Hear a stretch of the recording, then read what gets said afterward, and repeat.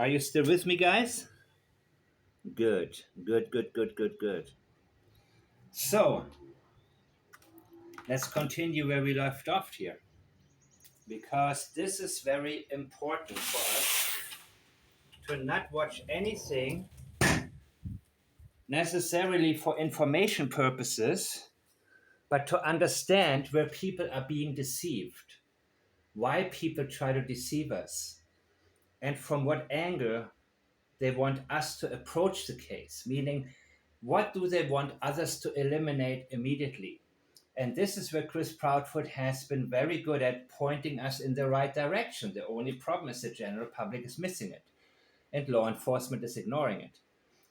So when Chris Proudfoot talks to us immediately about there being speculations, of course he wants the general public, whenever for the first time they come across any information indicating that him and his wife know what happened and had something to do with it, he wants people to immediately think, oh, okay, that is a crazy speculation that he is speaking about. And as always, he includes Seth in these statements. The first priority is we get criticized. And that is his problem. That is what he wants us to focus on. Him and Katie Proudfoot have been criticized. A lot more than just criticized. It has become obvious that Chris and Katie Proudfoot have guilty knowledge. So he talks about speculations. He dismisses it immediately.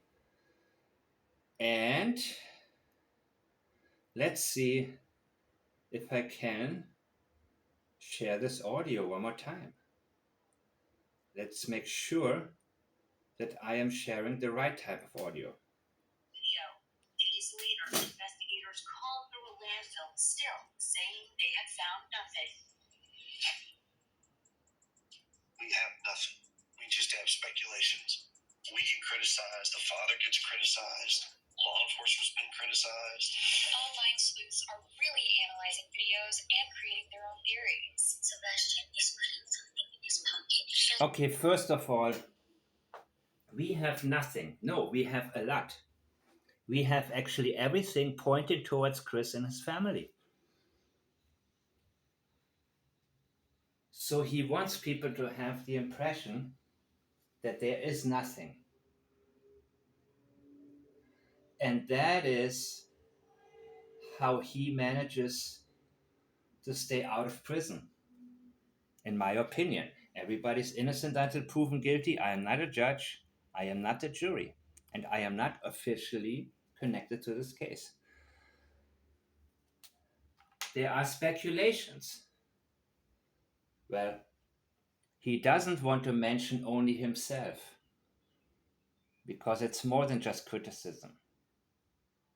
The majority of the people who are at least halfway familiar with this case know he is connected to it and he has the actual answers and he's hiding them. And don't make any mistakes. The people that some of you are arguing with, wasting your time with, who are taking the sides of the Proudfoots, they know. They know they had something to do with it. But they're making money off the YouTube channels.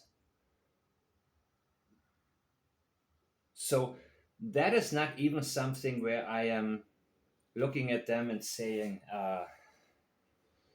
there is no point in criticizing those people, by the way.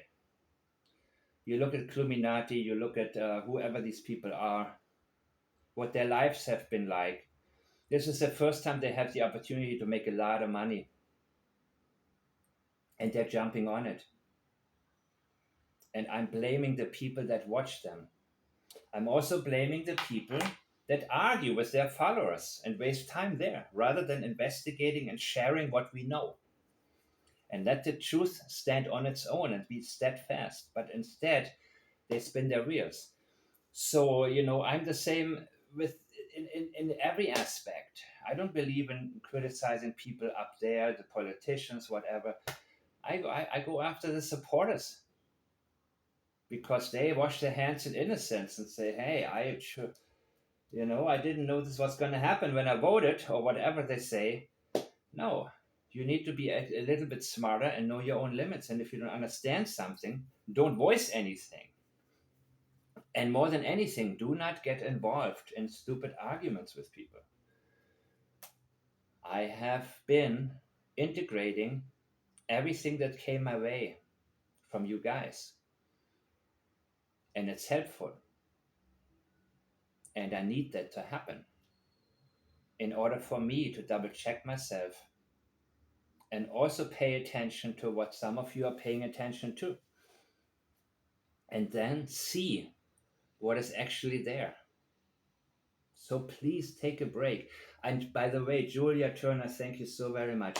People like you and several others are paying attention to everything, but are able to dissect and pick for me what stands out, so I don't have to listen to hours and hours of just nonsense.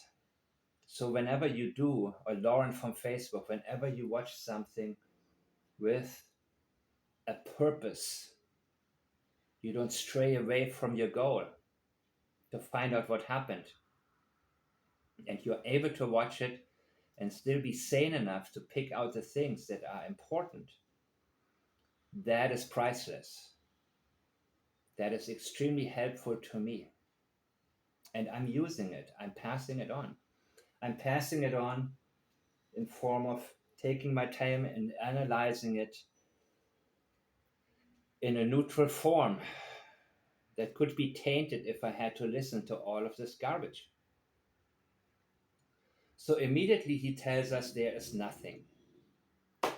That means ignore everything that's already been out there. If you come across something that shows that, my alibi is not rock solid and no, that's nothing. He never actually told us he has been cleared in a direct statement, in a reliable statement. But he wants us to believe that he is cleared, but he isn't. And of course, neither is his wife. So he calls it criticized. He's downplaying it. No, you are suspected. We are being suspected by most of the people who have at least a little bit of knowledge about the case. That includes your neighbors who have been intimidated into silence, who are hiding from you, who want nothing to, well, my kids and I live here and this is, and oh my God, if these neighbors were able, no, they are able to speak, but believe me, if they were if they were to talk openly, it would be a whole different story. We would be a lot further. So again, I have a hard time pointing fingers at law enforcement who are not doing their job, of course. I have a very hard time with people who stay silent and people who don't stand up as they should. I had a hard time with Seth allowing Chris to shout him down when he already knew this guy was beating the crap out of your son, terrorized him. People are being terrorized for searching, but they are winning. And so what do people do? They go to different channels and entertain themselves with half-truth. Chris Proudfoot says we get criticized. Then he says the father gets criticized. Now, be specific. What do you get so-called criticized for? For being a suspect in the disappearance of your stepson? That's pretty different than somebody criticizing the father for blowing up at people, or maybe having failed to, you know, go after the warning signs. Yeah, there are reasons to criticize the father, but this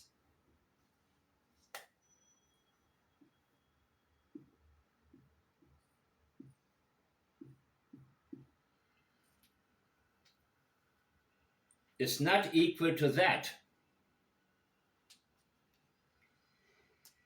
He's putting both into the same boat. He is watering down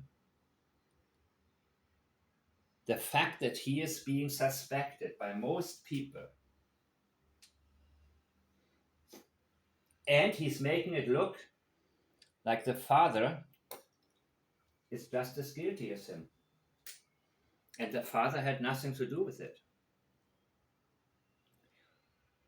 Compare the statements.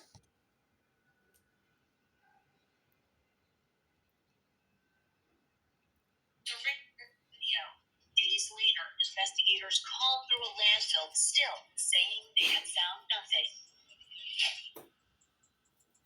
We have nothing. We just have speculations. We get criticized. The father gets criticized. Law enforcement's been criticized. We have nothing. Law enforcement supposedly knows. I think they know. I think after 3 days they knew. There was a 180-degree turnaround in the case. And 180 degrees from looking outside, looking towards the outside, looking out there, leads right back to the home of the Proudfoots. But it was too late. Well, they could revisit the case, but they don't have the right pressure from the father, because everything goes through his so-called spokesperson. Everything is filtered through him. So when people say, you're being too hard, no, I'm being real. Because it takes, Seth is the one who should raise hell. But he also lives on hope right now. So he doesn't want to think about the worst. That will all change in time. Law enforcement has been criticized. Now that's a good one, because now he's putting the blame on law enforcement. He's putting them into the same boat as him. Law enforcement didn't hate Sebastian. Law enforcement didn't say it's me or him. Law enforcement doesn't need a fake alibi for their whereabouts, during that night between midnight and 6 a.m. You see, he needs support from others who had nothing to do with the case to minimize.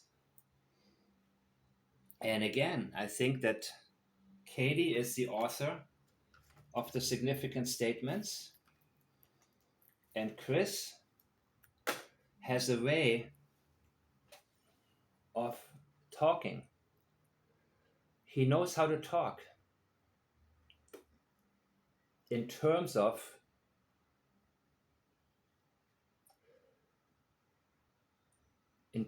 minimizing, generalizing, sidetracking. He is very good at sidetracking.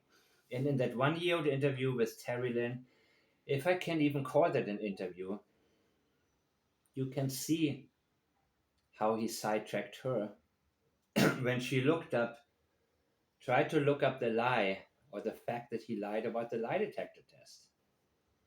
Then he said, next question, and she went right to the next question. So just because he's not intelligent, it doesn't mean he doesn't have some sort of experience when it comes to manipulating people, influencing people, recognizing their weaknesses and going right after them. He's actually pretty damn good at it. Let's see what else I had planned. Where did I get stopped? Where did I stop?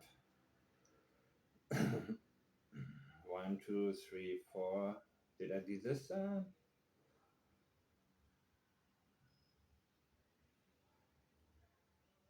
Still, saying they have found nothing. Yeah, they found nothing. Okay.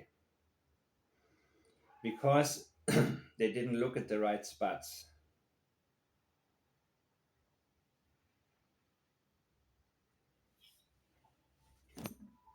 This year has been the worst nightmare I could have imagined to come alive. Just wants to know whoever has.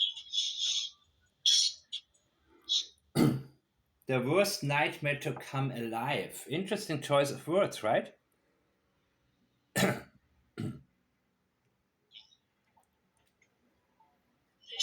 has been the worst nightmare I could have imagined to come alive. To come alive. Just wants to know whoever has. Because he's no longer with us, he's dead. But Sebastian is coming back alive through the attention of the public. Katie grew cold towards her son, lost complete interest in him. Sebastian was in this house, he was treated like a tumor, like a leper. They had zero interest in this boy. Zero interest. And all of a sudden, the whole world is interested in him. This is the nightmare that is coming alive right now. Sebastian is coming back alive. He was dead, but now they have to deal with him more than ever before. This is her language. This is from her own perspective. This is how she views this case. It's almost like somebody resurrecting as a zombie and coming after them. From her point of view, the dad is coming back to speak because more and more people are able to realize what happened, or at least that something happened that they're not telling us about. And she has to deal with it. That is all from her perspective. One more time. Coming back. It's my son.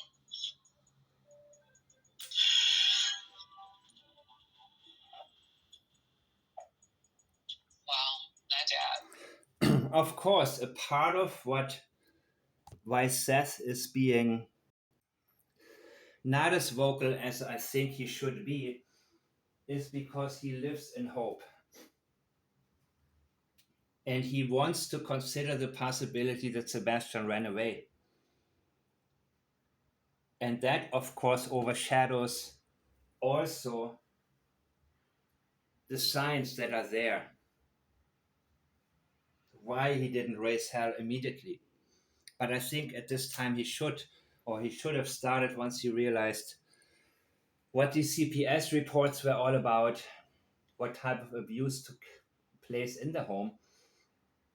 And my messages to him are, don't let others now come and manipulate you again. You can decide a lot. You can make a decision before you appear on a show like America's Most Wanted or an upcoming Netflix special potentially, where you can say, listen, I do not want Chris and Katie to get the opportunity to mislead people any further. I don't want that. I am not going to be a part of this Netflix or whatever episode, even though Tony may tell you this is the only opportunity you have to sign here, and this is going to get Sebastian's name out there. Well, I think Seth has the real support, and the fake support is all for the Proudfoots, from people who either make money with them or people who, are just not, I guess they're dumb enough to believe, or they don't care. That's pretty much it. They don't care. But the people who care, they're 100%, with Seth in terms of Seth wanting to figure out what happened to his son, which he does. And of course, he's clouded by the hope that he has. But Seth can easily say, I'm not going to be on this Netflix special if it gives these people a platform to promote their innocence. And then he can go on his own channel and say, here's why I'm not blessing the Netflix special or America's Most Wanted or any type of program that Tony may have planned for him to appear on. Because here is what I have learned. And I don't care if law enforcement tells me to wait, they're getting close, all of this kind of stuff. He can say, I disagree with what they are doing. Because I think my ex did something to my son. And believe me, Netflix, they will not want to air a special without the one parent that is innocent. They do not want this and will not want this to come back to haunt them, where they produce something where they actually give a voice to the suspects, alleged suspects, in my opinion only, by the way. Everybody's innocent until proven guilty. The persons of interest. Because then their slogan, Netflix is a joke, will really come to life. So Seth needs to understand that he has the power. Tony doesn't have the power without him. America's Most Wanted, they didn't have the power without him. They could have not aired this. Because Seth could have gone on his channel and say, do not tune into them. They are turning my son's disappearance into a joke, into a proper, believe me, if it was me in Seth's shoes, there's no way I would have participated in this knowing that these people get a national audience, playing the whole world for a fool. A lot of people who are not really interested in this case, their perception is now step-parent and mother are innocent. They're just as innocent as the father and law enforcement. Yeah, they all get criticized. And now look how they're leading this towards theorists. They are dismissing everybody else as a theorist. And there are a lot of theorists. One of them just made a video about their appearance on America's Most Wanted, which of course I'm not going to watch. And from that channel, once in a while before, I had some alerts from some of you guys because parts of their segments were of interest to me. But it's been a long while. They're speculating. They get a lot of views doing so. And as I've said before, I don't like to mix police work with entertainment. I like entertainment, but I don't like to see reality mixed with anything that can discredit people who are truly searching for what happened. Okay, one more time. This year has been the worst nightmare I could have imagined come alive. Just wants whoever has just come back. It's my son.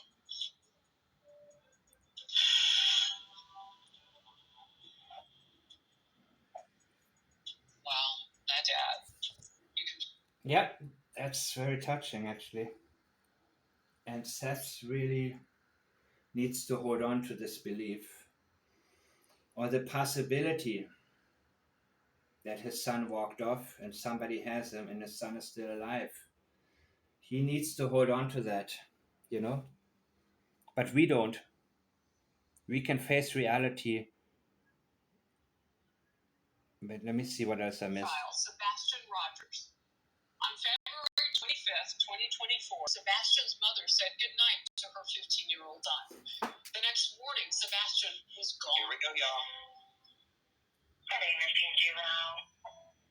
Yeah, right now, 3 blonde hair, like my guy put 120 pounds. I'm going to be wearing a black sweatshirt, black sweatpants. You know, those type of clothes.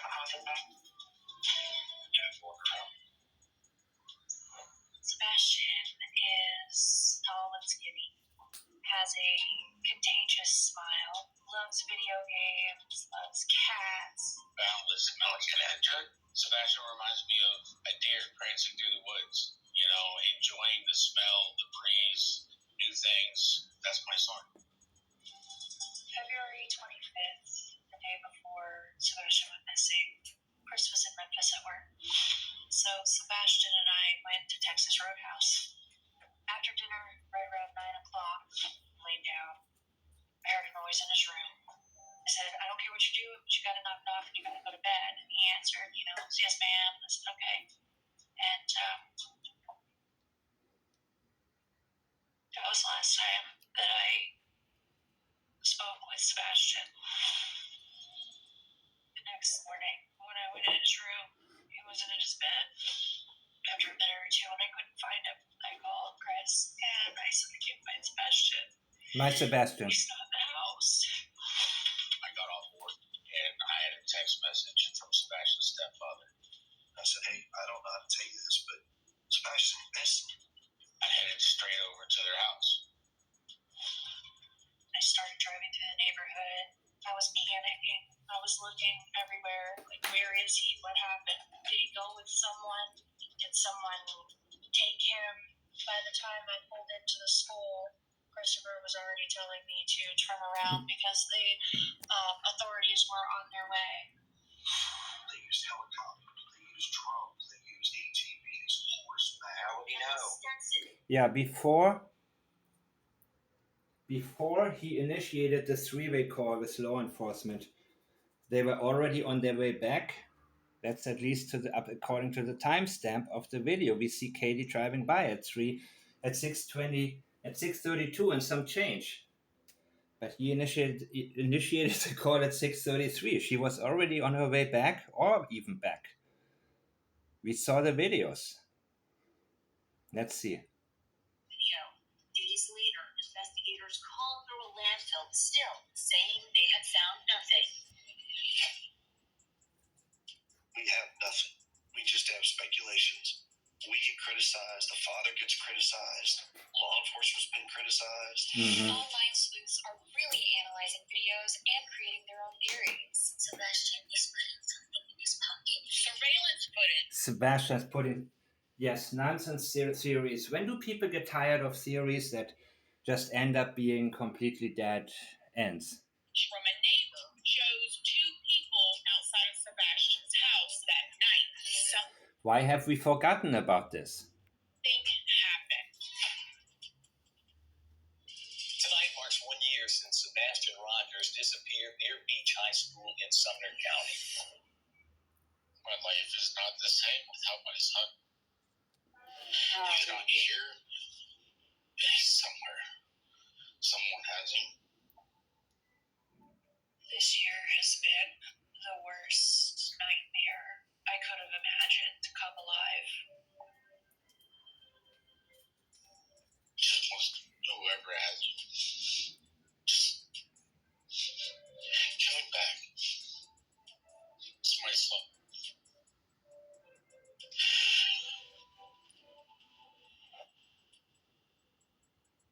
Well, not Dad. Yep.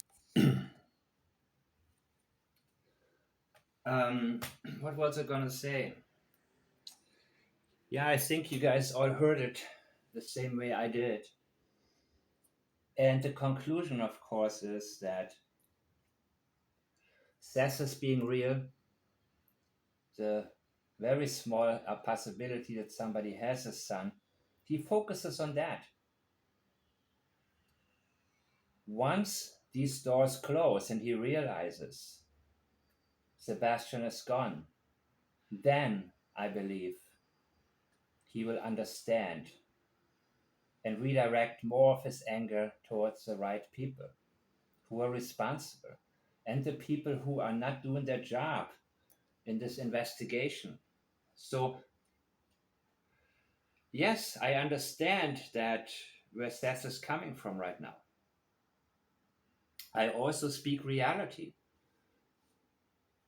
And that is not disrespectful towards Seth or anybody. That is me having to be a voice for those who have told me they don't want to publicly speak about how they feel about everything regarding this case. I will continue to do that. And of course, that has to do, that this is not an easy task for anybody. So anybody has a line out there to says, yeah, be gentle with him. But also, when he says, I failed Sebastian, he feels like that for a reason. I think that a lot more watering down will take place. And I hope that Seth will direct all of his energy towards the people that I believe, and deep down he knows, had something to do with it, and face the reality as it is, To Katie Proudfoot, Sebastian is coming to life through the attention this case is receiving. And Chris, of course, continues. And by the way, he's done a really good job in the beginning already, giving himself all sorts of alibis, fake alibis, before people bring up something and find out something. He already dismissed everything. So a lot of people think, oh yeah, he already talked about this and there's nothing to it. It's speculation, it's theory. And yes, we have all these theorists out there who are coming up with all kind of crap. But you also have those who are truly investigating what actually happened. And they are being dismissed.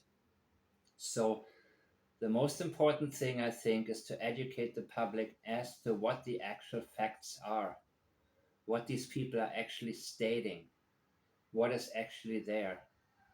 And then maybe we can continue. And then law enforcement will be pressured into finding out what actually happened. But it's not going to happen as long as these people have such an outlet and are able to manipulate those who come to this case newly and don't have any idea what happened, and they view it from this angle that we, the father and law enforcement, are all in the same boat, labeling everything as criticism.